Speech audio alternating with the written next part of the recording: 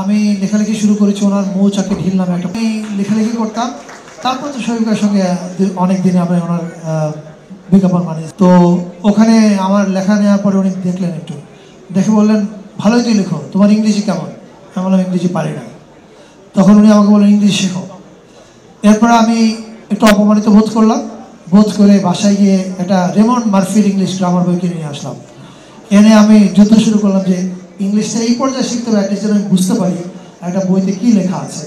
তো শফিক ভাইয়ের সেদিনের ওই কথার কারণে আমি যে অপমানটা বোধ করেছিলাম সেটা আমার জীবনে অনেক কাজে এসছে, এই অর্থে যে আমি এখন ইংরেজি বইটা পড়তে পারি, অ্যাটলিস্ট বুঝতে পারি যে এই লেখক কী বলতে চেয়েছেন। থ্যাংক ইউ শফিক ভাই ফর দ্যাট।